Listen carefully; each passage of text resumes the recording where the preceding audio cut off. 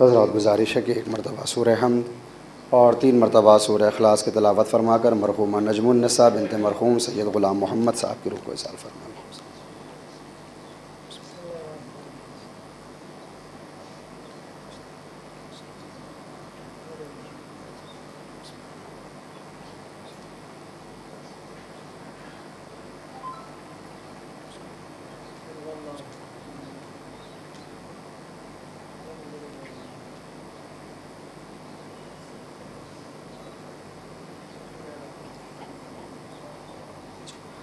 لا حول ولا قوة الا باللہ العلی العظیم۔ اعوذ باللہ من الشیطان اللعین الرجیم۔ بسم اللہ الرحمن الرحیم۔ الحمد للہ رب العالمین، الصلاۃ والسلام علی سید الانبیاء والمرسلین، طٰہٰ و یاسین سیدنا ابی القاسم محمد،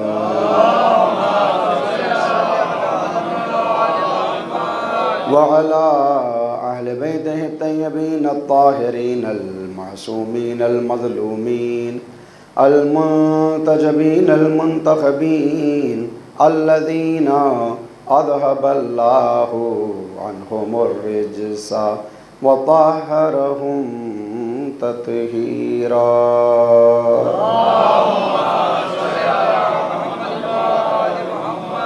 ولعنۃ اللہ علی اعدائہم من الآن الی قیام یوم الدین، اما بعد فقد قال اللہ سبحانہ تبارک و تعالی فی محکم کتابہ الحکیم، وهو أصدق الصادقين وقوله الحق۔ بسم الله الرحمن الرحيم۔ يا أيتها النفس المطمئنة ارجعي إلى ربك راضية مرضية فادخلي في عبادي وادخلی جنتی۔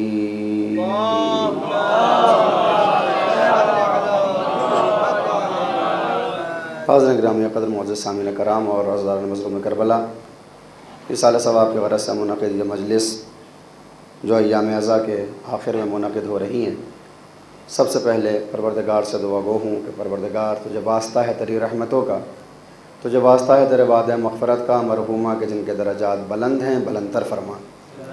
پروردگارہ اس مجلس سے سرکار سید الشہداء کے واسطے اس میں پڑھی جانے والی آیات قرآنی، انبیاء الہی کے فرمودات، ائمہ عظام کی نصیحتیں اور ذکر مصائب شہداء کربلا علیہم الصلوۃ والسلام کے صدقے اور واسطے سے مرحومہ کے گناہان کبیرہ اور گناہان صغیرہ سے درگزر کرتے ہوئے جوار رحمت اور جوار معصومین عنایت فرما۔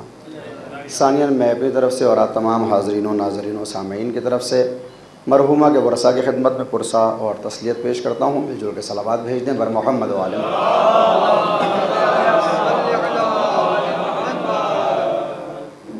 قرآن کریم کے سورہ فجر کی آخری آیت، جس کو سرنامہ بیان قرار دینے کا شرف حاصل کیا ہے، عام طور پر ماہ سفر اور ماہ محرم بالخصوص ایام عزا میں اسی آیت کو سرنامہ سخن قرار دیتا ہوں۔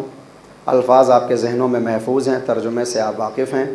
صرف رسماً ترجمہ کروں تو آواز پروردگار اے نفس مطمئنہ، پلٹا اپنے پروردگار کی طرف اس عالم میں کہ تو اس سے راضی ہو چکا اور وہ بھی تجھ سے راضی ہے، اور جب یہ رضایت تیرے حوالے ہو گئی تو فادخلی فی عبادی، میرے بندوں میں شامل ہو جا، اور جب بندوں میں شمولیت ہو جائے تو وادخلی جنتی، یہ جنت تیرے حوالے، اپنے داخلے کو اس میں یقینی بنا لے۔ آیت سورہ فجر سے ہے۔ سورہ فجر کا آغاز والفجر سے ہوتا ہے۔ نام سورہ کا فجر ہے اور لقب سورہ کا ہے سورۃ الحسین۔ سورہ فجر کو سورۃ الحسین کہا جاتا ہے۔ کیا اسباب ہیں، کون سی موقعیت ہے، کیا وجہ ہے؟ 2 برس پہلے غالباً آج ہی کے دن میں نے چند باتیں آپ کی خدمت میں اس آیت کے ذیل میں پیش کی تھیں کہ اللہ نے قرآن میں سورۃ الحسین تو رکھا، مگر کسی بھی معصوم سے منسوب کوئی دوسرا سورہ ہم کو نظر نہیں آتا، جبکہ بنیادی عقیدہ ہمارا یہ ہے کہ یہ 14 کے 14 برابر ہیں، مگر امام حسین کے نام سے منسوب سورہ موجود ہے۔ اور کسی امام کے نام سے منسوب سورہ نظر نہیں آتا۔ وجوہات کیا ہیں بیان کی گئی تھیں۔ اس آیت میں جب آپ پڑھیں گے تو 5 چیزوں کی طرف آپ متوجہ ہوں گے۔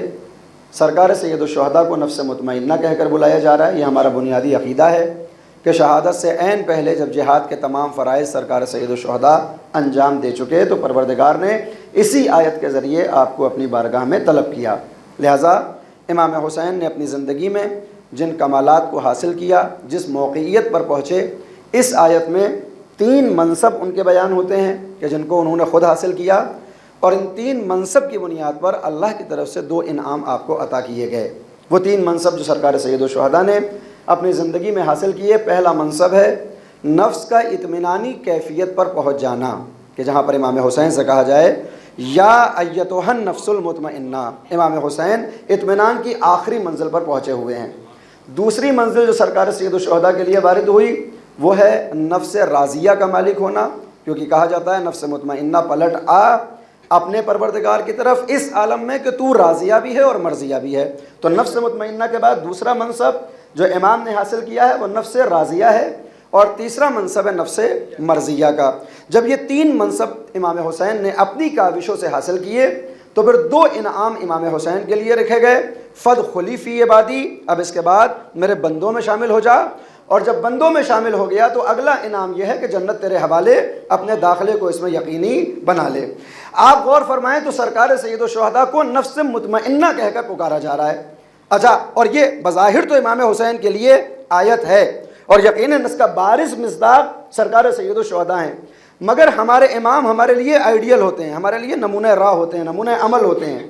لہٰذا ناممکن نہیں ہے کہ کوئی اگر واقعی معنی میں نفوس کی رذالتوں اور کثافتوں سے پاک ہو جائے اور امارہ اور لوامہ کے اوپر قدم رکھتے ہوئے اطمینان میں پہنچ جائے تو شاید امام حسین کے آئینے کے صدقے میں ہم بھی اس اطمینان کی کیفیت تک پہنچ سکتے ہیں۔ کاش متوجہ ہوں آپ۔ لیکن اگر کوئی حسین کے علاوہ اطمینان کی کیفیت میں پہنچے گا تو ایک بنیادی فرق ہوگا حسین میں اور اس کی ذات میں۔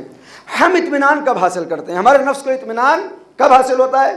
جب ساری چیزیں نفس کے مطابق روبرا ہوں تو ہم مطمئن ہو جاتے ہیں۔ کاش متوجہ ہوں آپ۔ دیکھیں، کوئی ایک انسان ہے، ایک طالب علم ہے، ایک اسٹوڈنٹ ہے جس نے 20-25 برس تک تعلیم حاصل کی، گریجویشن کیا، ماسٹر کیا، بہترین نوکری لگ گئی، شادی ہو گئی، اللہ نے نعمت اور رحمت کی صورت میں اس کی گود کو بھی بھر دیا، اولاد بھی اس کو عطا کر دی۔ اب آپ اس سے پوچھئے کہ صاحب یہ بتاؤ کہ تم مطمئن ہو اپنی زندگی سے؟ کاش متوجہ ہو آپ۔ تو وہ کہے گا کہ صاحب اگر اب بھی نہ مطمئن ہوا تو کب مطمئن ہوں گا؟ اللہ نے بہترین نوکری دی ہے، بہترین خاندان ملا، اللہ نے اولاد بھی عطا کر دی، شادی بھی بہتر ہوئی، رشتے بھی سب بہتر ہیں، ہر چیز تو نفس کے مطابق، اب مطمئن نہ ہوں گا تو کب ہوں گا؟ لہٰذا معلوم یہ ہوا کہ عام انسان اگر مطمئن ہوتا ہے تو اس وقت جب چیزیں اس کے نفس کے مطابق ہوں، اللہ اکبر، جب چیزیں روبرا ہوں، میرے نفس کے مطابق ہوں تو پھر میرے اندر اطمینان ہو جاتا ہے۔ لیکن اگر نفس سے ذرا سے مخالفت کرتے ہوئے حالات بدل جائیں تو پھر نفس مطمئن نہیں ہوتا، نفس مضطرب ہو جاتا ہے۔ لہٰذا اطمینان کے مقابلے میں ہمیں اضطراب نظر آتا ہے۔ چیزیں اب بالکل صاف کر دوں، چیزیں من کے مطابق ہوں تو ہم مطمئن ہیں، من کے خلاف ہو جائیں تو ہم مضطرب ہو جاتے ہیں۔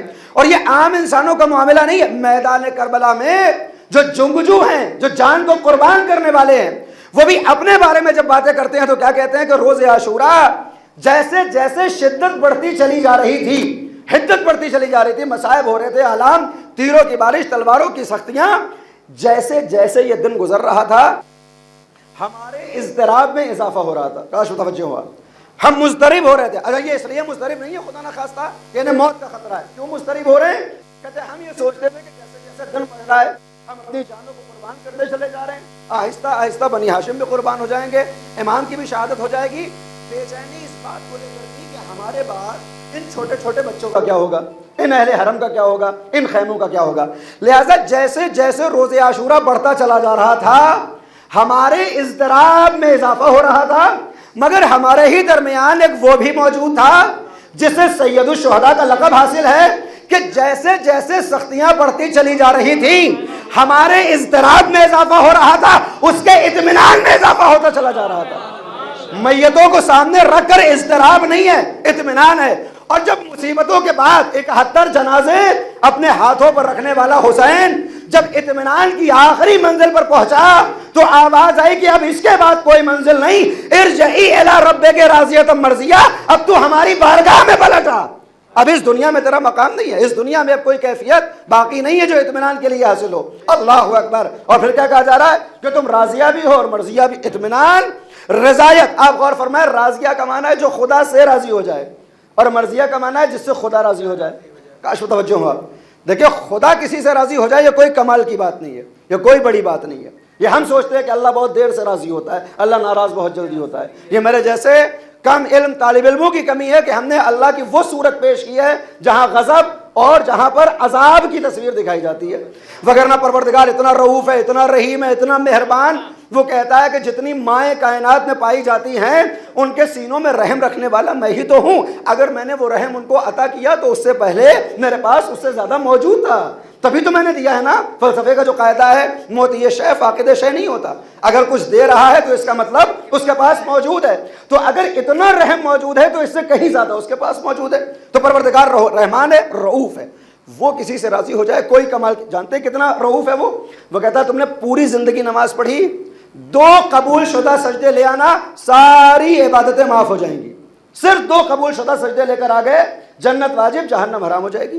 پوری زندگی روزہ رکھ کے آئے ہو، 1 قبول شدہ روزہ لے کر آ جانا، دوسرے روزے کا سوال ہی نہیں کرتا۔ چلیے آپ سے اور نزدیک کر دوں، کتنی مجلسوں میں ہم جاتے ہیں، شرکت کرتے ہیں، کتنے آنسو بہاتے ہیں، کتنا گریہ کرتے ہیں امام حسین کے اوپر۔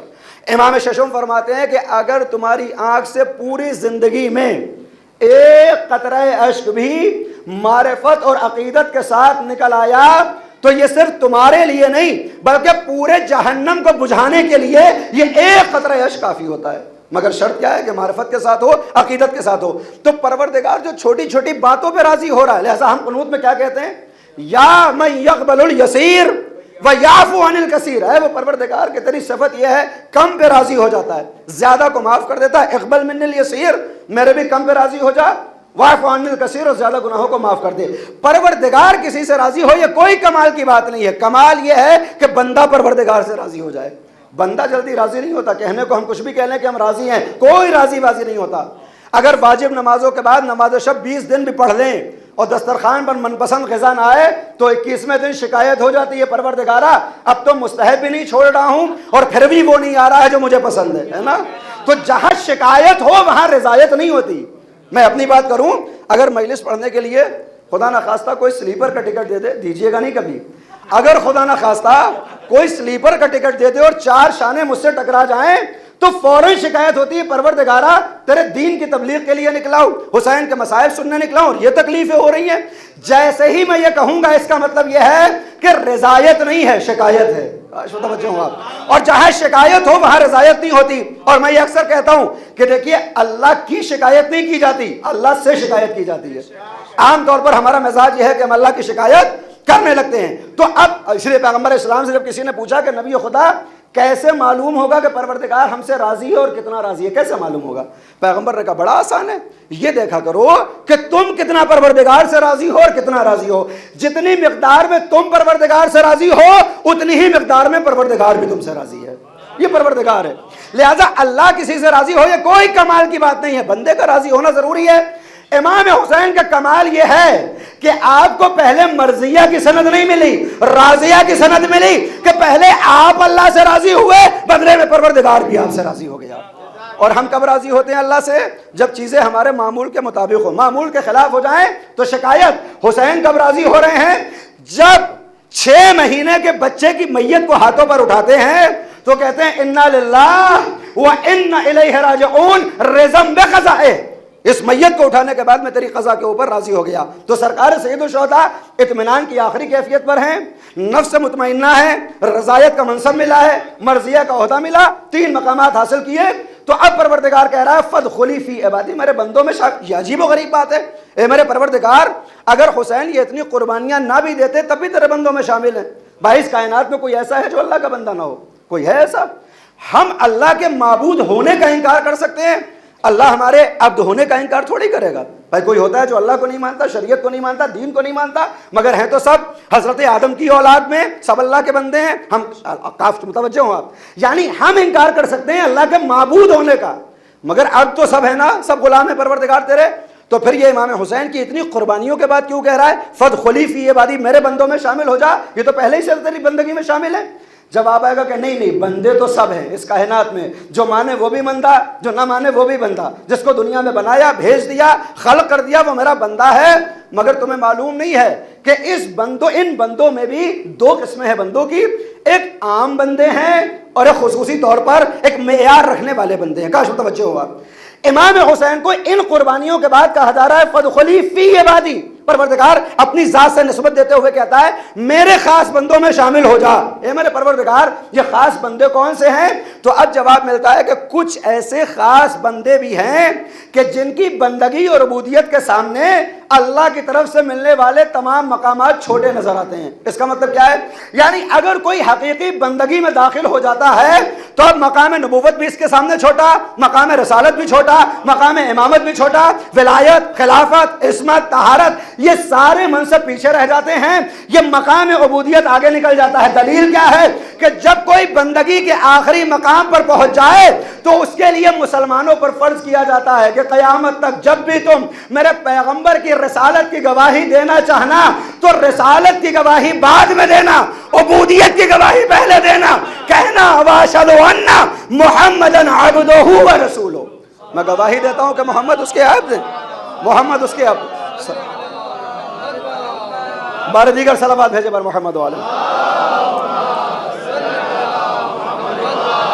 ہم گواہی دیتے ہیں کہ محمد پہلے اس کے عبد ہیں پھر اس کے رسول ہیں. تو کہا کچھ ایسے بندے ہوتے ہیں کہ جن کی بندگی کے آگے نبوت اور رسالت بھی چھوٹی معلوم ہوتی ہے. اچھا کیوں یہ چھوٹے معلوم ہوتے ہیں؟ اس لیے کہ اگر اللہ کسی کو نبی بنا رہا ہے تو اپنی مرضی سے بنا رہا ہے. ہم کہتے ہیں نا پیغمبر کے لیے مصطفیٰ کیا معنی ہے؟ ماشاءاللہ اہل علم تشریف فرمائے، علماء کا اجتماع ہے. ہم کہتے ہیں مصطفیٰ کیا مطلب ہے؟ جس کو چن لیا گیا. تو نبوت کے لیے کوئی کاوش تھوڑی کرنا پڑی. اللہ نے جسے چاہا نبی بنایا، جسے چاہا رسول بنا دیا، جسے چاہا امام بنایا. یہ اس کی مرضی ہے. کیا معاملات ہے، کیا فلسفہ ہے، کیا وجہ ہے، کیا غایت ہے، وہ پروردگار جانے. مگر یہ اللہ نے بنایا. اس نے کہا جتنے بھی منصب دیتا ہوں وہ اپنی مرضی سے دیتا ہوں، مگر یہ مقام عبودیت وہ ہے جو بندہ اپنی کاوشوں سے حاصل کرتا ہے. لہٰذا اب جب وہ، اور ایک بنیادی فرق جو نظر آتا ہے وہ کیا؟ وہ کہتا ہے کہ دیکھو کوئی بھی مقام دینا چاہوں گا، کوئی مرتبہ دینا چاہوں گا تو بندے کو تکلیف نہیں کرنے دیتا. کاش متوجہ ہو آپ. میں ملک کو آسمان سے زمین پر بھیجتا ہوں، صاحب رتبہ کے حوالے وہ مرتبہ کیا جاتا ہے. پیغمبر کو مقام نبوت کا اعلان کرنا ہوگا، جبریل امین آسمان سے زمین پر آئیں گے، اے پیغمبر اقرأ بسم ربک الذی خلق، نبوت کا اعلان کریے. 3.5 برس کے بعد رسالت کا اعلان کرنا ہوگا، فرشتہ آسمان سے زمین پر آئے گا، فاصدع بما تؤمر، جائیے پیغام پہنچائیے. کچھ برس کے بعد امامت کا معاملہ ہوگا، فرشتہ پھر آئے گا، یا ایھا الرسول بلغ ما انزل الیک من ربک، یعنی نبوت کا اعلان ہوگا، آسمان سے زمین پر اترے گی. رسالت کا اعلان کرنا ہو، آسمان سے زمین پر ملک آئے گا. امامت کا معاملہ ہو، خلافت کا معاملہ ہو، طہارت کا معاملہ ہو، عصمت کا معاملہ ہو، صداقت کا معاملہ ہو، یہ ساری چیزیں وہ ہوں گی جو آسمان سے زمین پر اتریں گی. صاحب رتبہ اعلان کرے گا. مگر مقام عبودیت پروردگار کہتا ہے کہ اتنا بلند ہے، اتنا بلند ہے، اتنا بلند ہے، اتنا بلند ہے کہ آسمان سے زمین پر نہیں اتارا جاتا. صاحب رتبہ کو مقام عبودیت لینے کے لیے جانا پڑتا ہے. سبحان الذی اسری بعبدہ لیلا من المسجد الحرام الی المسجد الاقصی. پاک و پاکیزہ ہے وہ ذات جو لے گئی راتوں رات اپنے بندے کو. کہاں؟ سفر معراج پر پیغمبر جا رہے ہیں. کس کو لے کر جا رہی ہے؟ رسالت کی وجہ سے، نبوت کی وجہ سے؟ نہیں، عبودیت کی وجہ سے. بعبدہ ہی، وہ اپنے بندے کو لے کر جا رہا ہے. لہذا پروردگار کہتا ہے کہ مقام عبودیت کے لیے ہماری بارگاہ میں پلٹنا ہوگا. جو قانون رسالت کے لیے ہے وہی قانون امامت کے لیے ہے. کہ رسالت دینا ہوگی تو آسمان سے زمین پر آئے گی، نبوت آسمان سے زمین پر، طہارت، ہدایت، شفاعت سب آسمان سے زمین پر. عبودیت کے لیے جانا ہوگا. کہ قانون بدلے گا نہیں. جو قانون رسالت کا ہے وہی قانون امامت کا ہوگا. چکی چلانی ہوگی، آسمان سے ملک آئے گا. جھولا جھلانا ہوگا، فرشتے گھر پر آئیں گے. اگر لباس کی ضرورت ہوگی تو رضوان درزی بن کر آئے گا. مگر جب مقام عبودیت کا معاملہ ہوگا تو آسمان سے زمین پر نہیں. ارجعی الی ربک راضیۃ مرضیہ فادخلی فی عبادی، پلٹ کر دعا، یہ مقام عبودیت تیرے انتظار میں ہے. صلوات بھیج دے بر محمد. یہ مقام عبودیت تیرے انتظار میں ہے. لہذا اب اللہ سلامت ہے، اللہ سلامت. اللہم صلی علی محمد وآل محمد. اس مقام عبودیت کے لیے سرکار سید الشہداء کو جانا ہوگا، اور اب پروردگار نے کہا کہ یہ مرتبہ مخصوص نہیں ہے، جو ان کے نقش قدم پر چلے گا وہ پہنچ جائے گا۔ دلیل کیا ہے کہ دیکھو جب عبودیت دیتے ہیں تو معراج پر بلاتے ہیں، تمہیں عبودیت چاہیے، آؤ تو صحیح معراج کے سفر پر۔ اے میرے پروردگار، کبھی تو نے براق بھیجا نہیں تو جائیں کیسے؟ کہا دن میں 5 مرتبہ براق اترتا ہے، کہتے ہو نا ایاک نعبد و ایاک نستعین، الصلاۃ معراج المومن، یہی نماز تو معراج مومن ہے۔ اگر کلمات میں صداقت ہو تو جب کہو گے ایاک نعبد و ایاک نستعین، عبودیت بھی تمہارے حوالے ہوگی، عبادت بھی تمہارے حوالے ہوگی۔ صلوات بھیج دے بر محمد و آلہ۔ لہذا اس مقام عبودیت کے لیے بندے کو کوشش کرنی ہوگی، کاوش کرنی ہوگی۔ اب آگے بڑھیے، ٹھیک ہے، پروردگار نے حسین کو مقام عبودیت پہ پہنچا دیا، پھر کہتا ہے وادخلی جنتی، جنت میں داخل ہو جا۔ اے میرے پروردگار، اس موقع پر تو کہہ رہا ہے جنت میں؟ امام حسین کی تو قربانی اس سے کہیں بڑی ہے، وہ جنت کے لیے قربانیاں تھوڑی دے رہے ہیں۔ یہ جنت کے جوانوں کے سردار تو بچپن میں ان کو لقب مل چکا ہے جب خود جوان بھی نہیں تھے۔ عجیب و غریب ہے، پیغمبر اسلام نے جب اعلان کیا کہ حسنین جنت کے جوانوں کے سردار ہیں تو اس وقت حسنین تو جوان بھی نہیں تھے، تو جب سرداری پہلے مل گئی تو یہ وادخلی جنتی آخری وقت میں کیا ہو رہا ہے؟ جواب کہاں ملا؟ جواب ملا سورہ زمر کی آیت نمبر 72 اور 73 میں۔ کاش متوجہ ہوں آپ، یہ 2 آیتیں آپ پڑھیں، آیت اللہ شبیری زنجانی کہتے ہیں، وہ کہتے ہیں کہ جب ان 2 آیتوں کو پڑھا تو مجھے بڑا تعجب ہوا، دوسری آیت کو پڑھنے کے بعد پھر جستجو کرتے ہیں کیا ہیں 2 آیتیں۔ محشر کا میدان ہے، پروردگار کہہ رہا ہے کہ حساب و کتاب ہو چکا ہے، اور اس کے بعد اب جنت کے دروازے کھلے ہوئے ہیں، جہنم کے دروازے کھلے ہیں، جہنمی جہنم جا رہے ہیں، جنت والے جنت جا رہے ہیں۔ بالکل محشر کا میدان، 2 آیتیں، آیت نمبر 72 اور 73، جس کو شک ہو اسی بہانے جائے قرآن کھولے، قرآن کے اوپر پڑی ہوئی گرد اسی بہانے صاف ہو جائے گی۔ پہلی آیت میں پروردگار کہتا ہے وَسِيقَ الَّذِينَ كَفَرُوا إِلَى جَهَنَّمَ زُمْرًا، اللہ اکبر۔ پروردگار کہتا ہے کہ جب قیامت کا دن آئے گا، حساب و کتاب ہوگا، تو جہنمیوں سے کہا جائے گا جاؤ بھائی اب جہنم میں جاؤ، جو کیا تھا اس کا تمہیں نتیجہ بھگتنا ہے، جاتے کیوں نہیں؟ تو اب ظاہر سی بات ہے جلنے پر کون آمادہ ہوتا ہے نا؟ دنیا میں ہم جلنے پر آمادہ ہوتے ہیں ایک دوسرے سے، آگ میں تھوڑی جلنا چاہتے ہیں۔ صلوات بھیجے بر محمد وآلہ، ہے نا؟ تو کہا جائے گا جاؤ بھائی جلو، جا کے جلتے کیوں نہیں؟ تب کون جائے گا جلنے کے لیے؟ تو یہ انکار کرنے لگیں گے، ان کے قدم جم جائیں گے، جائیں گے نہیں۔ تو قرآن کیا کہتا ہے وَسِيقَ الَّذِينَ كَفَرُوا، یہ وہ تھے جو دنیا میں انکار کر رہے تھے، ان کو سوق ہکایا جائے گا، دھکا دیا جائے گا۔ ملک کون ہے؟ وہ جو مالک ہے، جو جہنم کا داروغہ جس کا نام مالک ہے، وہ زبردستی ان کو ہکائے گا الی جہنم زمرہ، اور گروہ گروہ کی صورت میں انہیں جہنم میں اوندھے منہ ڈال دے گا۔ یہ کون سا جہنم ہے؟ وقودها الناس والحجارہ، جس کا ایندھن انسانوں اور پتھروں کو بننا ہے۔ تو جہنمیوں کو زبردستی اٹھا کر جہنم میں ڈال دیا جائے گا، اس میں کوئی شک نہیں ہے۔ الگ آیت کا ادامہ ہے کہ وہ پوچھیں گے بھی کہ صاحب تم کیوں جہنم میں جا رہے ہو؟ کیا تمہارے پاس کوئی نبی نہیں آیا؟ کیا کوئی مرسل نہیں آیا؟ تو یہ اپنے سارے اقرار جرم کریں گے، یہ غلطی ہو گئی، یہ خطا ہو گئی، یہ خطا ہو گئی، بہرحال وہ زبردستی ان کو جہنم میں ڈال دے گا۔ یہ تو بالکل بات واضح ہے کہ بھائی جہنمی جانے پہ راضی نہیں ہے، زبردستی ڈالا جا رہا ہے۔ آیت نمبر 73 میں ایک دم جدا انداز نظر آ رہا ہے، لفظ بھی نہیں بدلتا۔ وہ کہتا ہے وَسِيقَ الَّذِينَ اتَّقَوْا رَبَّهُمْ، اور وہ افراد کہ جنہوں نے دنیا میں اپنے پروردگار کا تقویٰ کیا تھا، تقویٰ اختیار کیا تھا، ایمان والے تھے، مسلمان تھے، مومن تھے، وَسِيقَ الَّذِينَ، ان کو بھی زبردستی لے کر جایا جائے گا کہاں؟ الی جنت زمرہ، جنت کی جانب گروہ گروہ کر کے۔ اے میرے پروردگار جنت کی جانب زبردستی کیوں بھیج رہا ہے؟ بھائی جنت تو وہ ہے کہ جو ہر ایک کا شوق ہے، ہر شخص یہ چاہتا ہے کہ جنت میں جائے۔ تو اب اگر یہ جنتی افراد ہیں تو ان کو زبردستی جنت میں کیوں بھیج رہا ہے؟ یہ خود سے کیوں نہیں جا رہے ہیں؟ کب جواب ملے گا اس کا؟ یہ عجیب و غریب بات ہے نا، زبردستی جنت میں بھیجا جا رہا ہے، زبردستی۔ آیت اللہ شبیری زنجانی کہتے ہیں کہ میں پریشان، یہ جنتیوں کو زبردستی کیوں بھیجا جا رہا ہے؟ کہتے ہیں کہ پھر جب میں نے حدیث معراج کو پڑھا تو پیغمبر اسلام کی زبانی سمجھ میں آیا یہ زبردستی کیوں ہو رہی ہے۔ آپ جانتے ہیں نا پیغمبر اسلام کو مقام عبودیت کے لیے معراج پر بلایا، اللہ نے ساری قدرت اپنی دکھا دی، جنت، جہنم، سزا، عذاب، سب کچھ دکھایا، اور پھر کہا حبیب خدا روز محشر جب تمہاری امت آئے گی تو ان کو 10 حصوں میں تقسیم کر دوں گا، پھر وہ عذاب کی شکل ہے۔ حدیث معراج ایک طولانی حدیث ہے جس میں معراج کے سفر کو پیغمبر اسلام نے اپنے اصحاب خاص کے لیے بیان فرمایا ہے۔ ہوا کیا؟ پیغمبر معراج پر پہنچے تو محشر کے دن کا کہ محشر میں کیا ہونے والا ہے، روز قیامت کیا ہوگا، اس دن جو کچھ ہونے والا ہے اس کا پری کاسٹ پیغمبر اسلام کو شب معراج دکھایا گیا۔ اس کا مطلب کیا ہے؟ دیکھیے جب کوئی سیریل آتا ہے تو سیریل ریلیز ہونے سے پہلے 1 برس پہلے اس کا پرومو آ جاتا ہے، یوسف پیغمبر سیریل آیا، مولا کائنات کے اوپر آیا، امام رضا پر آیا، امام حسن پر آیا. جب یہ سیریل آئے تو 1 برس پہلے سے اس کی تبلیغ کے لیے پرومو شروع ہو گئے 3 منٹ کے. یہ کیا تھا اس کا مطلب؟ کہا صاحب ان کو دیکھ کر لوگوں کو سمجھ میں آ جائے گا کہ کیا دکھایا جانے والا ہے. پیغمبر اسلام جب شب معراج پہنچے تو میدان محشر کا پرومو انہیں دکھایا گیا کہ حبیب خدا آپ کی جب امت آئے گی تو میں کیا کیا کروں گا. تو جب اس امت کے سارے معاملات کو دیکھا تو پیغمبر فرماتے ہیں کہ میں نے دیکھا. اور فرمایا عزیزان گرامی آپ کا سکوت مجھے بڑا پسند آتا ہے. مل جل کر صلوات بھیجے پر محمد. پیغمبر اسلام روز محشر کا پریکاست دکھایا جا رہا ہے. اور اب کیا ہے کہ صاحب پیغمبر کہتے ہیں میں نے دیکھا کہ جہنم کے 8 طبقوں کو کھول دیا گیا، 7 طبقوں کو کھول دیا گیا، جنت کے 8 دروازوں کو کھول دیا گیا. جہنم والے جہنم جا چکے ہیں، جنت والے جنت جا چکے ہیں. پیغمبر فرماتے ہیں اچانک جب جنتی جنت میں اور جہنمی جہنم میں چلے گئے تو ایک ملک نے یہ دیکھا، کاش متوجہ ہوں، ایک ملک نے یہ دیکھا کہ کسی گوشہ عرش الہی میں چند افراد بھیڑ لگا کر کھڑے ہوئے ہیں. کاش متوجہ ہوا. جنت والے جنت میں، جہنم والے جہنم میں چند افراد ہیں جو بھیڑ لگا کر جھرمٹ بنا کر گوشہ عرش الہی میں کھڑے ہوئے ہیں. تو ملک رضوان جنت، اس کا نام رضوان ہے، وہ کہتا ہے بھائی صاحب 8 دروازے کھلے ہیں، تمہارے چہروں سے لگ رہا ہے تم جنتی ہو. پروردگار کہتا ہے نا کہ جنت قیامت کے دن کسی کو بتانے کی ضرورت نہیں ہے کہ تم جنتی ہو تم جہنمی، چہروں سے آیا ہوگا. بے سیماہم، ان کے چہروں سے پہچان لیا جائے گا کہ جنت والے ہیں یا جہنم والے، ہے نا.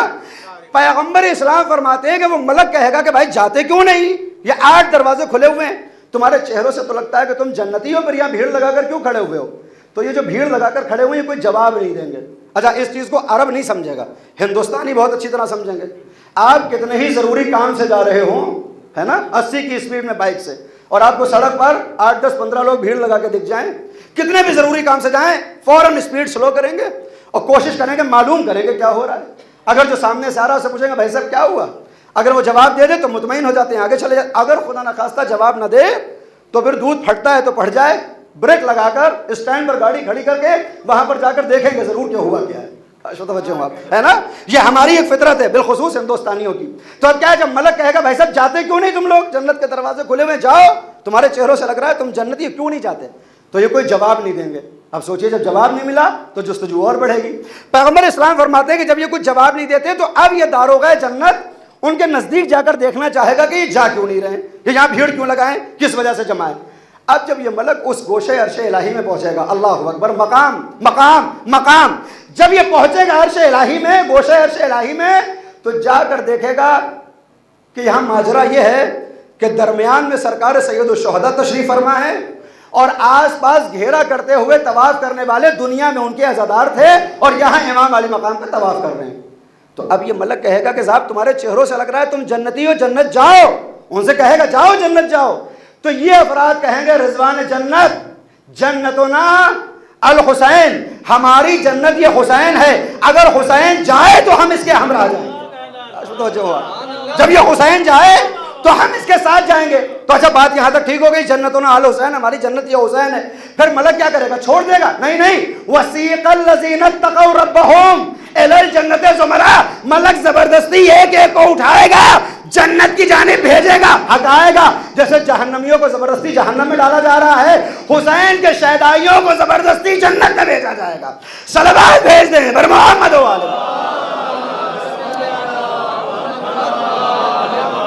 بار دیگر صلوات بھیج دیں بر محمد. اچھا اب آپ سوچ رہے ہوں گے کہ صاحب کیوں ان کو زبردستی کی جا رہی ہے، جہاں حسین ہے وہاں یہ زبردستی کیوں بھیجا جا رہا ہے؟ جواب دیا مولا امام جعفر صادق علیہ الصلوۃ والسلام نے. امام نے فرمایا کہ جنت کا معاملہ سب کے لیے برابر نہیں ہوگا، جیسا عمل ویسا جنت کا مقام، ہر ایک کی جنت برابر نہیں ہے.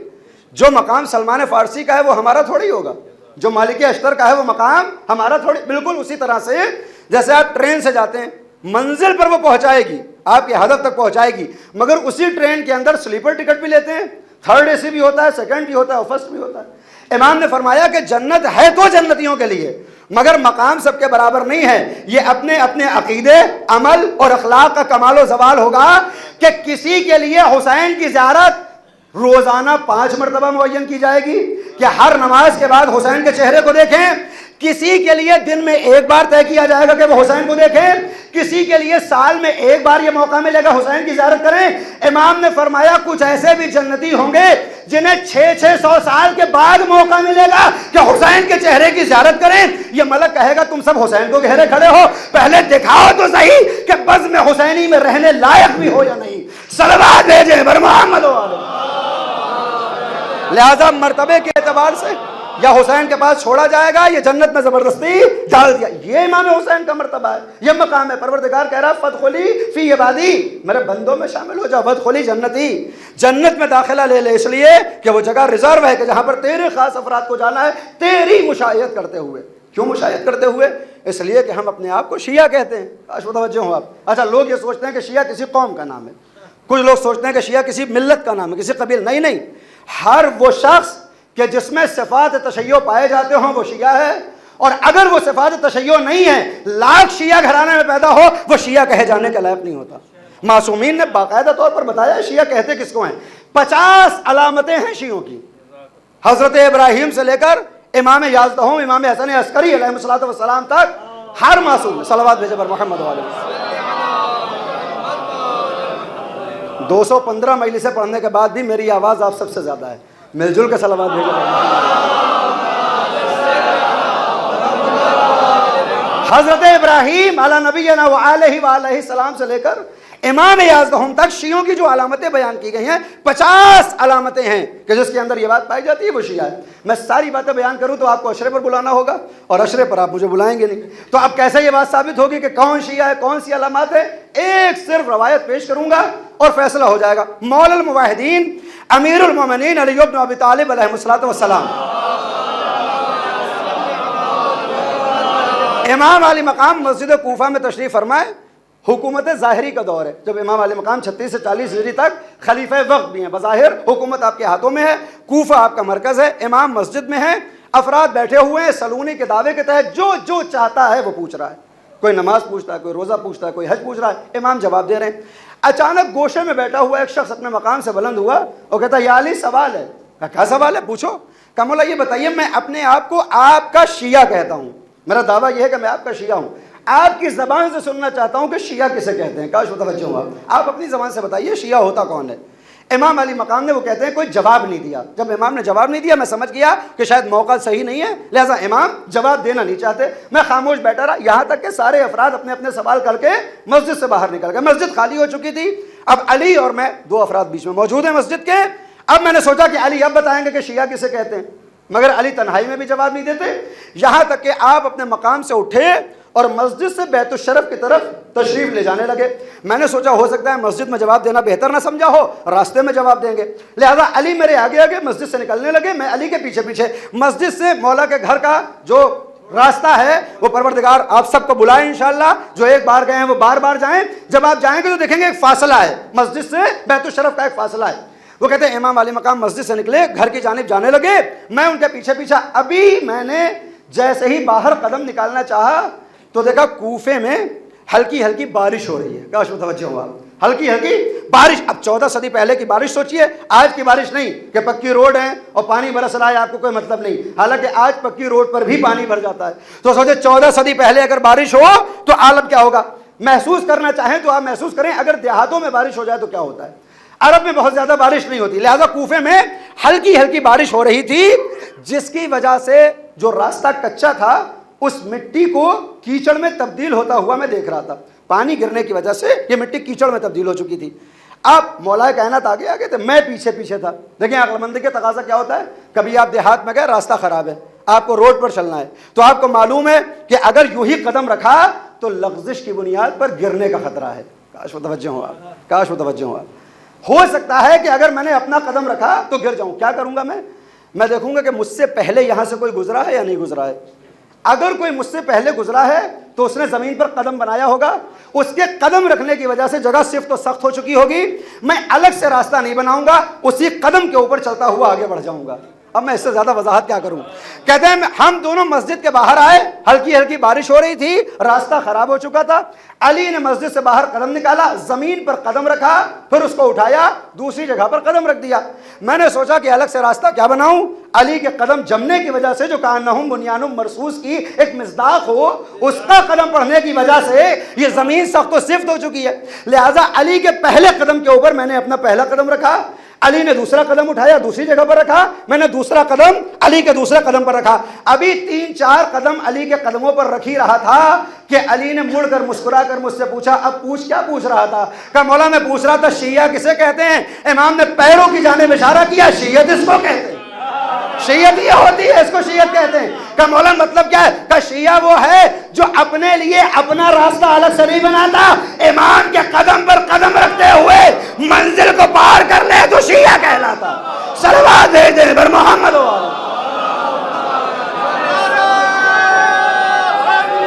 یا اللہ سلام.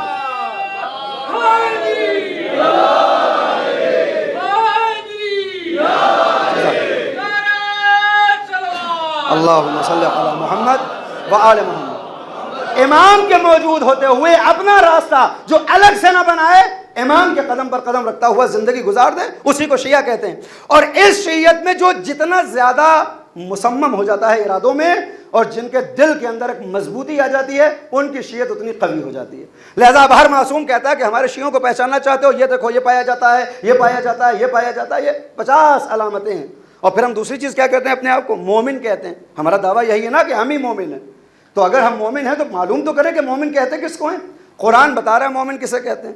قرآن میں 89 مرتبہ لفظ استعمال ہوتا ہے, جملہ استعمال ہوتا ہے, نیم جملہ, یا ایھا الذین آمنو, اے وہ افراد کے جو ایمان لائے. اور اس کے بعد اللہ کے پیغامات ہیں. اگر ہم اپنے آپ کو مومن کہتے ہیں, میں آپ سے نہیں کہہ رہا, میں اپنے آپ کو کہہ رہا ہوں, اگر میں اپنے آپ کو مومن کہتا ہوں تو پہلا فرض میرا یہ ہے کہ پورے قرآن کا ترجمہ معلوم ہو یا نہ معلوم ہو, کم از کم یہ تو معلوم ہو کہ اللہ مومن سے کہہ کیا رہا ہے. اگر میں مومن ہوں تو مجھے معلوم تو ہو کہ اللہ کیا کہہ رہا ہے. تو ان 89 آیتوں کا ترجمہ ہم سب کو معلوم ہونا چاہیے.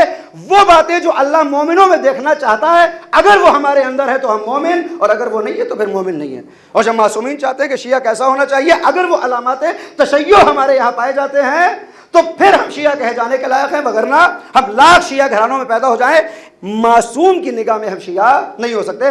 امام حسین کا کمال یہ ہے کہ ان کے جو شیعہ تھے, جو ان کے چاہنے والے تھے, جو ان کے قدم پر قدم رکھنے والے تھے, ویسے شیعہ کہیں اور نظر نہیں آتے. کاش متوجہ ہوں آپ. حسین کے جو شیعہ ہیں وہ بالکل علیحدہ, بالکل انوکھے. کیوں ہیں انوکھے؟ کیونکہ خود ذات حسین انوکھی ہے.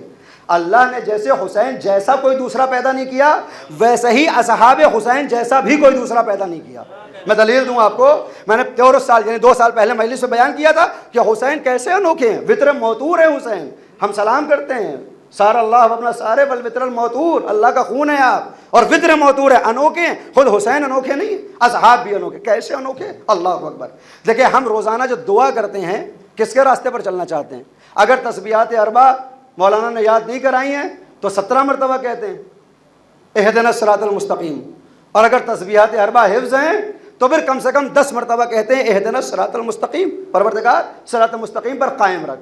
صراط مستقیم کیا ہے؟ ہمارا بنیادی عقیدہ ہے, علی کا راستہ. حالانکہ سورہ نساء میں 4 راستوں کو صراط مستقیم بتایا گیا, انبیاء, شہداء, صالحین اور صدیقین کا راستہ صراط مستقیم ہے. صراط الذین انعمت علیہم ہے, کیونکہ سورہ نساء میں کہتا ہے پروردگار وَمَن یُطِعِ اللَّهَ وَالرَّسُولَ فَأُولَٰئِکَ مَعَ الَّذِینَ أَنْعَمَ اللَّهُ عَلَیْہِم مِنَ النَّبِیِّینَ وَالصِّدِّیقِینَ وَالشُّہَدَاءِ وَالصَّالِحِینَ وَحَسُنَ أُولَٰئِکَ رَفِیقًا. یہ 4 گروہ ہیں جن پر نعمتیں نازل ہوتی ہیں. علی کا راستہ اس لیے کہہ دیتے ہیں کہ علی کی ایک ذات میں انبیاء کے صفات بھی ہیں, شہداء کے صفات بھی ہیں, صدیقین کے صفات بھی ہیں, صالحین کے صفات بھی ہیں. لہذا 4 گروہوں کو چھوڑ کر ہم کہتے ہیں علی کا راستہ مل جائے تو نبیوں کا راستہ بھی مل گیا, شہداء کا راستہ بھی مل گیا, صالحین کا راستہ بھی مل گیا, صدیقین کا راستہ بھی مل گیا. تو جس راستے کی دعا کرتے ہیں وہ علی کا راستہ ہے نا. ایک راستے کی دعا 10 مرتبہ کرتے ہیں. کبھی آپ کے ذہن و خیال میں آیا کہ آپ دعا کریں کہ پروردگارا پیغمبر کے صحابیوں کا راستہ مجھے دکھا دے؟ کبھی آپ کے ذہن میں خیال آیا کہ ہم دعا کریں پروردگارا پیغمبر کے ساتھیوں کے راستے پہ ہمیں چلا دے؟ اچھا, جب میں پیغمبر کے ساتھیوں کی بات کر رہا ہوں تو میں اوروں کی بات نہیں کر رہا, سلمان و ابو ذر و مقداد کی بات کر رہا ہوں, ہے نا. کبھی ہمارے ذہن میں نہیں آتا. میں یہ نہیں کہہ رہا ہوں کہ آپ نہ کریں, دعا کریں, آپ جائیے کریے دعا کہ سلمان کے راستے پر چلا, لیکن آج سے پہلے کبھی سوچا تھا آپ نے کہ ہمیں یہ دعا کرنا چاہیے پیغمبر کے صحابیوں کے راستے پر چلیں؟ کبھی دعا کی ہم نے کہ علی کے راستے پر چلیں, علی کے صحابیوں کے راستے پر چلیں؟ کبھی دعا کی؟ کبھی دعا نہیں کی. کس کے راستے پر چلنا چاہتے ہیں؟ علی کے راستے پر. کاش توجہ ہو. اگر علی کے راستے پر 10 مرتبہ چلنا چاہتے ہیں روزانہ, پھر اس کے بعد جانتے ہیں کس کا راستہ چاہتے ہیں؟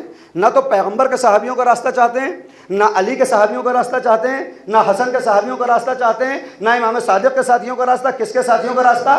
صرف ایک ہی ذات ہے, ذات حسین, کہ جس کے صحابیوں کے راستے پر چلنا چاہتے ہیں. کب چاہتے ہیں آپ چلنا؟ جب زیارت عاشورہ تمام ہوتی ہے, سجدے میں سر رکھتے ہیں. کاش توجہ ہو آپ. سجدے میں سر رکھ کر 2 دعائیں کرتے ہیں. پہلی دعا, اللہم ارزقنی شفاعت الحسین یوم الورود. پروردگار جب قبر میں وارد کیے جائیں, جب میدان محشر میں وارد کیے جائیں تو حسین کی شفاعت نصیب ہو جائے. اور دوسری دعا کیا ہے؟ وثبت لی قدم صدق عندک مع الحسین واصحاب الحسین. اور پروردگار جب تیرے حضور حاضر ہوں, جب تجھ سے ملاقات ہو, تو کس کے راستے پر چلتے ہوئے ہیں؟ میرے قدموں میں ثبات عطا کر دے, مجھے ثابت قدم بنا دے کہ میں حسین کے راستے پر چلوں. نہیں, صرف حسین کے راستے پر نہیں, وہ اصحاب الحسین اور اصحاب حسینی کے راستے پر چلوں. اللہ اکبر. اصحاب پیغمبر کے راستے پر نہیں, اصحاب علی کے راستے پر نہیں, اصحاب حسینی کے راستے پر چلوں. کیوں؟ اس لیے کہ ہمارا عقیدہ یہ ہے کہ اگر ہم نے اپنے آپ کو اصحاب حسینی تک پہنچایا, اصحاب حسینی ہمیں حسین تک پہنچائیں گے, حسین ہمیں خدا تک پہنچا دے گا. کاش توجہ آپ. لہٰذا ہم حسین کے ساتھیوں کے راستے پر چلنا چاہتے ہیں. دیکھیے 10 مرتبہ قیام میں دعا کرتے ہیں, اہدنا الصراط المستقیم. علی کا راستہ چاہتے ہیں قیام کی عالم میں, حسین کے ساتھیوں کا راستہ چاہتے ہیں سجدے کی حالت میں. سجدے میں سر رکھ کر کہتے ہیں وثبت لی قدم صدق عندک مع الحسین واصحاب الحسین. کیوں اصحاب حسینی کے راستے پر چلنا چاہتے ہیں؟ دیکھیں یہ زیارت عاشورہ میرا اور آپ کا بنایا ہوا سلام نہیں ہے. زیارت عاشورہ کسی معصوم کی زبان سے نہیں ہے, یہ حدیث قدسی ہے. حدیث قدسی اللہ نے جبریل کو بتائی, جبریل نے پیغمبر کو, پیغمبر نے فاطمہ اور علی کو, علی و فاطمہ نے حسنین کریمین, حسنین کریمین نے امام عابد اور امام باقر, امام باقر نے امام صادق, اور امام باقر و صادق نے مل کر صفوان کو, اور صفوان نے ہم تک پہنچائی ہے. یہ کوئی سلام نہیں ہے, یہ کوئی زیارت نہیں, حدیث قدسی ہے. اللہ تو جب ہم یہ کہہ رہے ہیں کہ ہمیں حسین کے راستے پر چلا, صحابہ حسین کے راستے پر, تو یہ ہم نہیں کہہ رہے, خدا کہلوا رہا ہے. توجہ ہو آپ. یہ خدا کیوں کہلوا رہا ہے؟ خدا دوسرے ساتھیوں پر کیوں نہیں جانا چاہتے؟ اس لیے کہ ان کی تمام صفات میں ایک صفت یہ ہے, سجدے میں سر رکھ کر گواہی دے رہے ہیں, الذین بذلوا مہجہم دون الحسین. اس لیے کہ یہ وہ اصحاب حسینی تھے کہ جنہوں نے اپنے مہجہ قلبی کو ذات حسین کے اوپر فدا کر دیا. یہ مہجہ قلبی کیا, یہ بذل کیا, ملاحظہ فرمائیں. مجلس تمام کر دوں گا, 55 منٹ سے زیادہ ویسے بھی نہیں پڑھتا ہوں. الذین بذلوا مہجہم دون الحسین. یہ اصحاب حسینی وہ تھے جنہوں نے بذل کر دیا. کسے؟ اپنے مہجہ قلبی کو. بذل کیا ہوتا ہے؟ مولا امام باقر فرماتے ہیں کہ شیعتنا, امام علی سے منسوب کرتے ہوئے فرماتے ہیں, کہتے ہیں کہ مولا کائنات نے فرمایا تو شیعتنا المتبازلون فی ولایتنا. امام فرماتے ہیں کہ علی کا چاہنے والا ہوتا ہے وہ کہ جو ولایت کے راستے میں بذل کرتا ہے, خرچ کرتا ہے. کیا خرچ کرتا ہے؟ اگر مال ہے تو مال خرچ کرتا ہے, اگر مال نہیں ہے اس کے پاس وقت ہے تو وقت خرچ کرتا ہے, اگر مقام و منصب ہے تو مقام و منصب خرچ کرتا ہے, اگر اللہ نے آواز دی ہے تو ولایت کے راستے پر آواز خرچ کرتا ہے, اگر تھوڑا سا علم عطا کیا ہے تو اس علم کو خرچ کرتا ہے. شیعہ وہ ہے جو ولایت کے راستے پر خرچ کرے گا. توجہ ہو آپ. یہ پہلی علامت ہے شیعوں کی کہ المتبازلون فی ولایتنا, ہماری ولایت کے راستے پر خرچ کرتا ہے. ہر کوئی کچھ نہ کچھ حسین کے راستے پر ضرور خرچ کرتا ہے. کچھ بھی نہ ہو تو سال میں ایک مجلس تو کرتے ہیں ہم نا, مال خرچ کرتے ہیں, تبرک تقسیم کرتے ہیں, وقت خرچ کرتے ہیں کہ آپ 1 گھنٹے کے لیے آتے ہیں, صاحب مجلس 5 گھنٹے انتظام کرتا ہے, وہ 5 گھنٹے خرچ کرتا ہے, آپ شرکت کرتے ہیں 1.5 گھنٹہ خرچ کرتے ہیں. ہر کوئی کچھ نہ کچھ خرچ کر رہا ہے, مگر اصحاب حسینی وہ ہیں جنہوں نے اپنے مہجہ قلبی کو خرچ کیا ہے. جانتے ہیں مہجہ کسے کہتے ہیں؟ بس ملاحظہ فرمائیں, مجلس کو تمام کر دوں گا. عربی میں مہجہ جانتے ہیں کسے کہتے ہیں؟ اصل میں ہمارے پاس جو اعضاء و جوارح پائے جاتے ہیں, ہر عضو کا اپنا ایک کام ہے. آنکھ کا کام ہے وہ دیکھے, کان کا کام ہے وہ سنے, زبان کا کام ہے وہ بولے, ہاتھ کا کام ہے وہ اپنے کاموں کو انجام دے. انہی اعضاء و جوارح میں ایک ہمارے پاس دل ہے. دل کا کام کیا ہے؟ کا مانوی کام تو یہ ہے کہ یہ ارادہ و اختیار اس کے پاس ہے, یہ امام ہے, اعضاء و جوارح ہے وہ اپنی جگہ. مادی کام اس کا کیا ہے؟ کہ اس کا مادی کام ہے خون کی سپلائی. کاش متوجہ ہوں آپ. دل کا کام کیا ہے؟ خون کی سپلائی. کیا ہے اس کا کام؟ کہ صاحب ہمارے بدن میں جو 3-3.5 لیٹر خون ہے, دل کا کام یہ ہے کہ اس خون کو ہمارے بدن میں پائی جانے والی 10,000 سے زیادہ چھوٹی بڑی رگوں میں یہ خون وارد کر دے. کاش متوجہ ہوں آپ. دل کا کام ہے وہ دھڑکتا ہے کہ بدن کا خون ہر رگ میں پہنچ جائے. اگر کبھی خدا نخواستہ دل یہ محسوس کرتا ہے کہ کسی رگ تک یہ خون نہیں پہنچ رہا, کیوں؟ اگر کسی رگ تک اگر خون نہ پہنچے خدا نخواستہ تو فوراً فالج کا اٹیک ہوگا, وہ عضو بیکار ہو جاتی ہے. لہٰذا یہ دل اتنا سنجیدہ ہے اپنے کام کو لے کر, اپنی ذمہ داری کو لے کر, کہ اگر کبھی یہ محسوس کرتا ہے کہ یہ اپنا کام ٹھیک سے نہیں کر رہا تو یہ اوور ٹائم کرنے لگتا ہے, یہ ڈبل ڈیوٹی کرنے لگتا ہے. مثال دوں, دل کا کام ہے خون کو بدن کی ہر رگ میں پہنچانا. اگر خدا نخواستہ میں اپنی کلائی کی اس رگ کو کاٹ لوں, آپ کہہ رہے ہوں کہ اتنی دیر سے پڑھ رہے ہیں, کاٹ ہی لیجیے. اس رگ کو اگر میں کاٹ لوں تو ہوگا کیا؟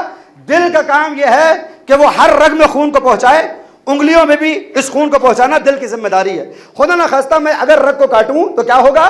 یہ خون میری انگلی میں نہیں پہنچے گا. دل محسوس کرے گا کہ انگلی تک خون کی سپلائی نہیں ہو رہی ہے. جیسے ہی یہ محسوس کرے گا ڈیوٹی کو ڈبل کرے گا, دل تیزی سے دھڑکنے لگے گا. کاش متوجہ ہو آپ. یہ دل تیزی سے دھڑکے گا, دوسرے اعضاء و جوارح میں خون کا دوران کم ہوگا اور یہاں پر خون کا فشار زیادہ ہوگا. اب خون تیزی سے یہاں پر دوران کرنے لگے گا. اگر یہاں پہ بینڈیڈ لگا دیا جائے, پانسمان کر دیا جائے, تو پھر اپنا دل عادی حالت میں پلٹ آئے گا, خون کی سپلائی انگلی تک ہوگی اور دل دھیرے دھیرے دھڑکتے ہوئے اپنی طبیعی کیفیت میں پلٹ آئے گا. کاش متوجہ ہو آپ. لیکن اگر بینڈیڈ نہ لگایا جائے, کوئی پٹی نہ باندھی جائے, تو کیا ہوگا؟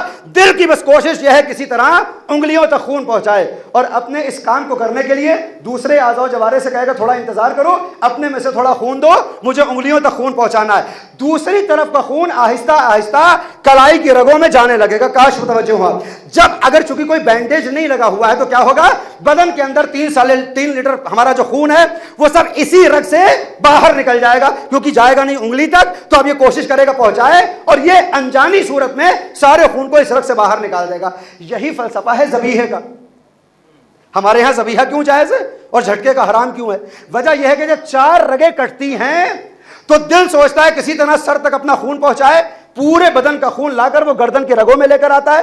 چونکہ رگیں کٹ چکی ہیں, پورے بدن کا خون ان رگوں سے باہر ہو جاتا ہے. جب پورا خون رگوں سے باہر ہو جائے, بدن بالکل پاکیزہ ہو جاتا ہے. ہمارے لیے کہا جاتا ہے کہ اب اس میں کوئی خون نہیں ہے, اگر یہ گوشت تم کھاؤ گے تو یہ پاکیزہ ہے, بیماری منتقل نہیں ہوگی. لیکن اگر جھٹکے سے ذبح کر دیا جائے, کاٹ دیا جائے, تو کیا ہوتا ہے کہ صاحب دل کو پتہ ہی نہیں چلتا کہ ہوا کیا ہے. فوراً جھٹکے سے مارا, اسے سمجھ ہی میں نہیں آیا ہوا کیا. جب وہ اپنی ذمہ داری کو نہیں سمجھ پاتا تو ہم کہتے ہیں ہارٹ فیل ہو گیا. کاش متوجہ ہو آپ. جیسے ہی ہارٹ فیل ہوتا ہے, اثر کیا ہوتا ہے کہ جس خون کو نکلنا چاہیے وہ خون بدن میں رہ جاتا ہے. اب جب خون بدن میں رہ گیا, اگر کوئی اس گوشت کو کھائے گا, خدا نخواستہ اگر جانور میں کوئی بیماری تھی تو اس خون کی بنیاد پر وہ بیماری ہماری طرف منتقل ہو جائے گی. ذبیحہ جائز ہو گیا اور جھٹکے کا گوشت حرام ہو گیا. یہ دل کا کام ہے, یہ دل کا کام ہے. دل کا کام ہے ہر رگ میں خون کو پہنچانا. رگ کو کاٹ چکا ہوں کلائی کی, پورے خون کو رگ میں پہنچانا چاہے گا, کیا ہوگا؟ پورے بدن سے خون خالی ہو جائے گا. جب دل یہ دیکھتا ہے کہ پورے بدن کا خون میں نے کلائی سے باہر نکال دیا اور ابھی یہ انگشت اور انگلیوں تک یہ خون نہیں پہنچا, تو یہ اتنا ذمہ دار ہے, یہ اتنا ذمہ دار ہے, کہتا کوئی بات نہیں, بدن کا خون خالی ہوا ہے نا, ابھی میرے اندر اپنی رگوں کو زندہ کرنے کے لیے تھوڑا خون باقی ہے. اللہ اکبر, اللہ اکبر. آپ سب ماشاءاللہ شاعری کرتے ہیں, خون دل, خون دل سنا ہے نا شاعری میں. تو دل اتنا ذمہ دار ہے, دیکھتا ہے دوسری رگوں میں خون کہیں باقی نہیں ہے, مگر دل کو زندہ رکھنے کے لیے تھوڑا سا خون اس دل کے اندر ہوتا ہے. آخری کیفیت میں یہ دل اپنے خون دل کو, اپنے ہی خون کو رگوں میں دوڑانے کی کوشش کرتا ہے. جو بھی 20-30 ml خون تھا دل کے اندر تھوڑا بہت, وہ خون بھی اس کلائی سے باہر نکل جاتا ہے. جب بدن کی کسی عضو میں خون نہیں رہ جاتا, دل بھی خون سے خالی ہو جائے, تو آخر میں ایک قطرہ خون کا دل کے اندر ہوتا تو ہے, مگر دل چونکہ دھڑکنا بند کر دیتا ہے, وہ آخری خون کا قطرہ رگ تک نہیں پہنچتا, دل کے اندر رہ جاتا ہے. اگر آپ کو امتحان کرنا ہو, کل بازار جائیے گا, کسی جانور کا دل خرید کے لائیے گا. جب آپ دل کو چاک کریں گے, 2 نیم کریں گے, دل کو پھاڑیں گے, تو اندر دل کے آپ کو ایک گوشت کا لوتھڑا اور لکا نظر آئے گا. وہ لوتھڑا اور لکا نہیں ہوتا, وہ خون کا آخری قطرہ ہوتا ہے جو کسی وجہ سے کلائی سے باہر نہیں آیا. وہ آخری خون کا قطرہ جو کسی کام کا نہ ہو, جو کسی کو فائدہ نہ پہنچائے, دل کے کسی کونے میں گوشے میں رہ جائے. عربی میں خون کی اس آخری بوند کو موہجہ کہا جاتا ہے. اللہ اکبر. خون کے اس آخری قطرے کو موجہ کہا جاتا ہے. شہدائے کربلا وہ تھے کہ جب حسین کے اوپر بذل کرنے کی نوبت آئی تو صرف مال کو نہیں لٹایا, صرف اولاد کو نہیں لٹایا, صرف مقام و مرتبے کو نہیں لٹایا, صرف جان کو نہیں لٹایا, صرف خون کو نہیں لٹایا, دل کے اندر پائے جانے والے خون کے آخری قطرے کو بھی حسین کے اوپر لٹایا. اللہ نے کہا الذین بذلوا موجہم دون الحسین, یہ وہ تھے جنہوں نے اپنی ہستی کو حسین کے اوپر فنا کر دیا. صلوات بھیج دیں پر محمد.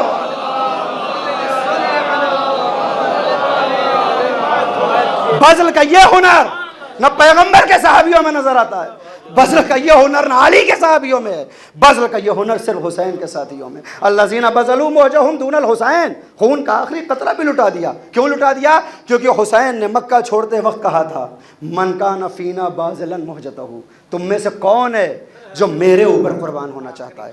خدا کی قسم میرے پاس وقت ہوتا اور کئی مجلسیں ہوتی تو میں بیان کرتا کہ اس جملے کا مطلب کیا ہے.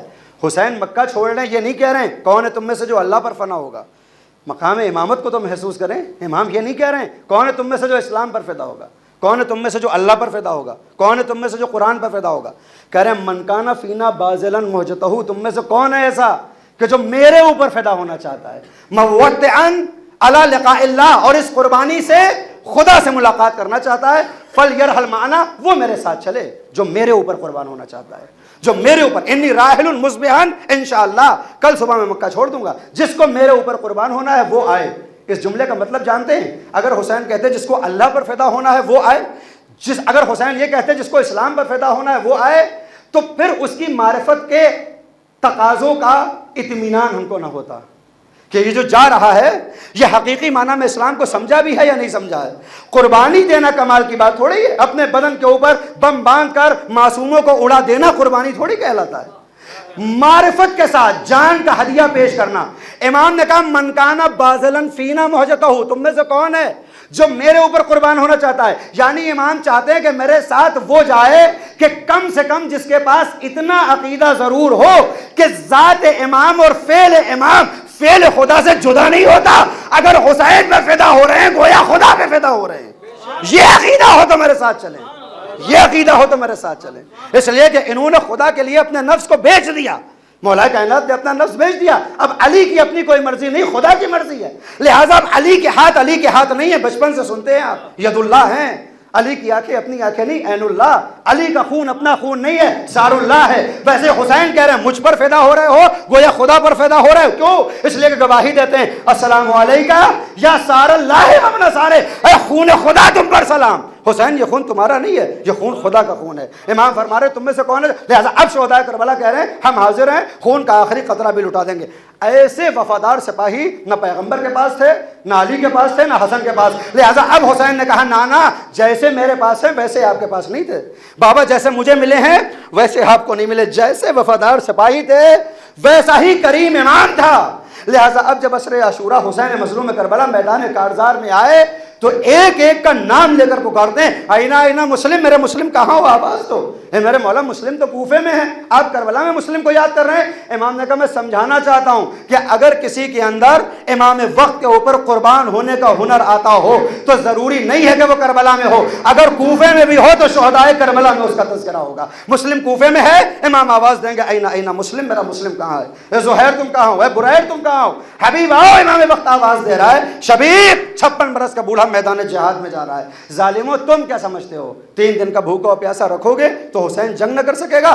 اکبر بڑا اشتیاق تھا حسین کی جنگ دیکھو گے, آؤ ذرا دیکھو 3 دن کا پیاسا جنگ کیسے کرتا ہے. عباس چاہتے تھے حسین تمہارے سامنے جنگ کرے, لو جنگ کا وقت آ گیا, آؤ اور جنگ کو دیکھو. اللہ اکبر. حسین مظلوم کربلا نے ایک ایک کو پکارا اور کہا حل من ناصر ینصرنا, کوئی ہے تم میں سے جو نصرت کرے. سفید پڑے ہوئے نورانی جنازوں میں راشا طاری ہو گیا.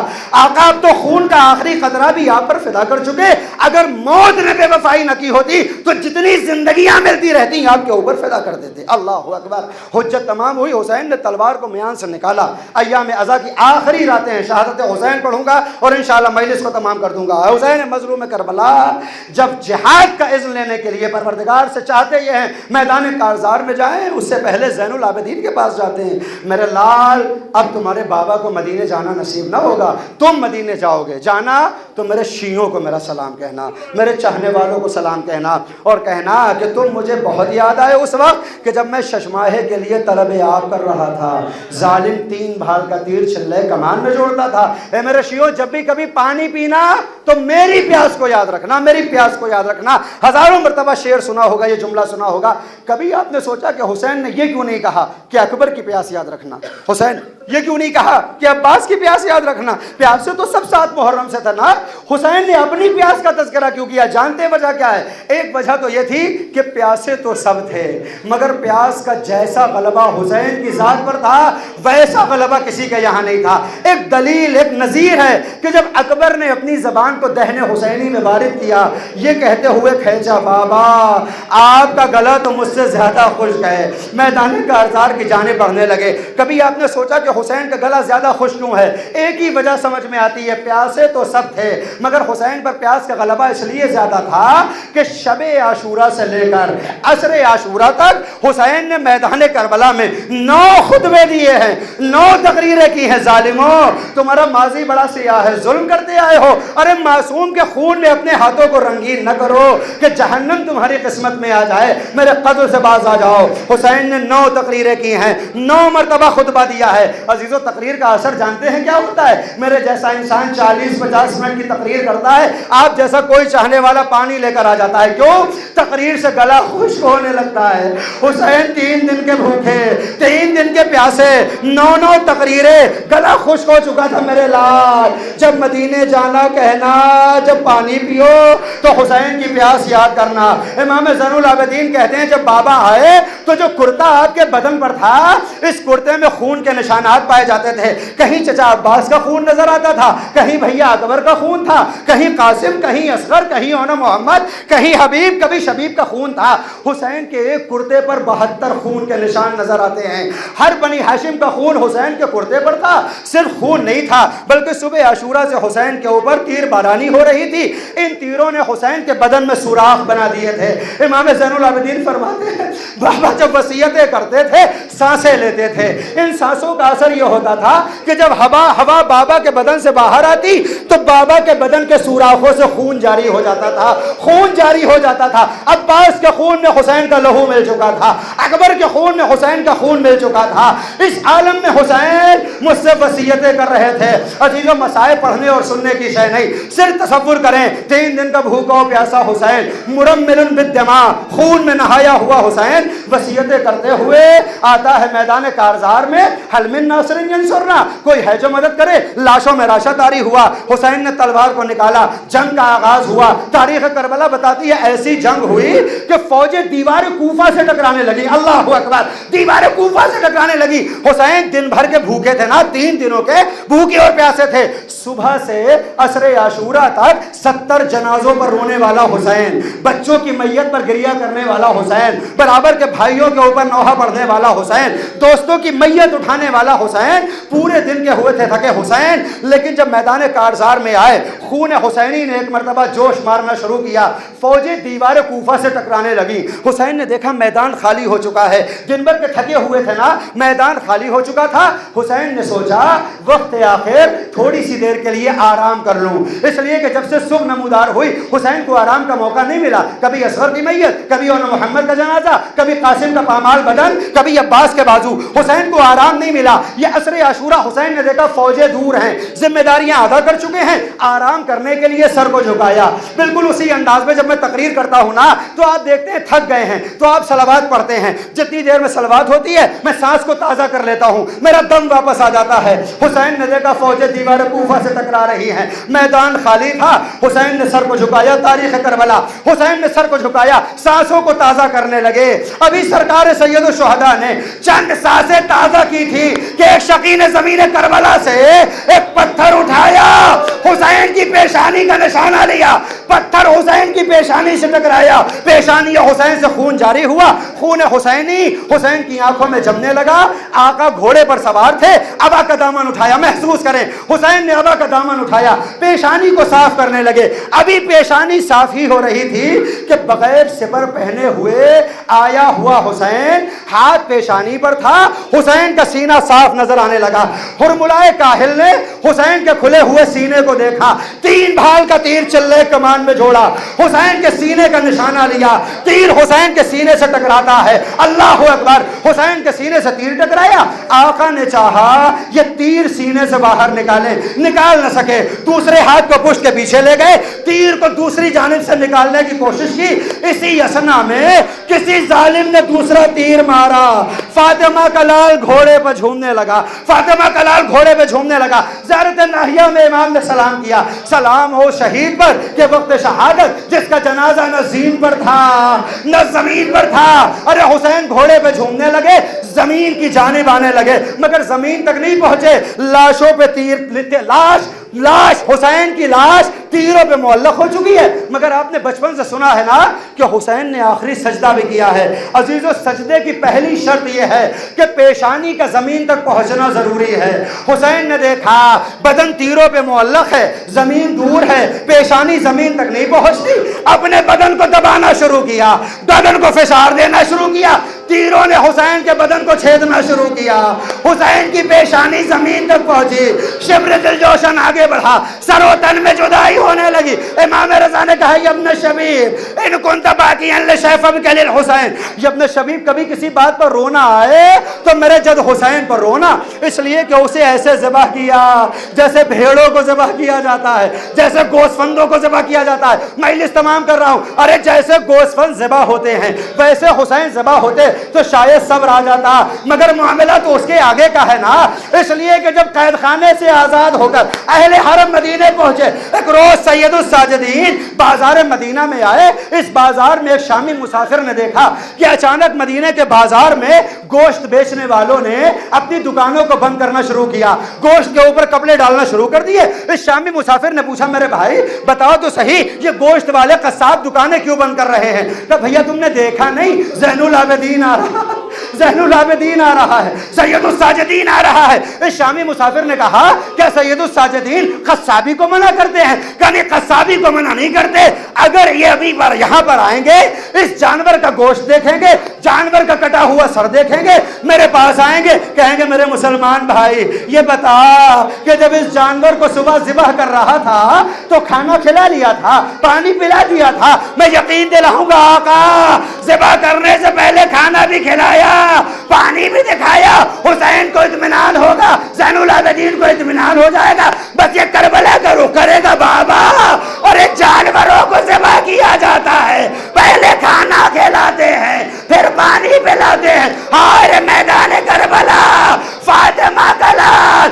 3 دن کا بھوکا اور پیاسا، شمر کا گند خنجر، سر و تن میں جدائی، یہ بیٹا اتنا مجبور، نہ بابا کو بچا سکا نہ اہل حرم کے پردے کی حفاظت کر سکا، اے میرے بابا زین العابدین کو معاف فرمانا، میں اتنا مجبور تھا، نہ شہادت کا دفاع کر سکا نہ غسل کا انتظام ہو سکا، وَسَيَعْلَمُ الَّذِينَ ظَلَمُوا أَيَّ مُنقَلِبٍ يَنقَلِبُونَ إِنَّا لِلَّهِ وَإِنَّا إِلَيْهِ راجعون، رضا بقضائه وتسلیما لأمره، صلی اللہ علی الباقین علی الحسین، صلی اللہ علی الباقین علی الحسین، صلی اللہ علی الباقین علی الحسین، اللہم عجل لولیک الفراج، اللہم عجل لولیک الفراج، اللہم عجل لولیک الفراج والعافیت والنصر۔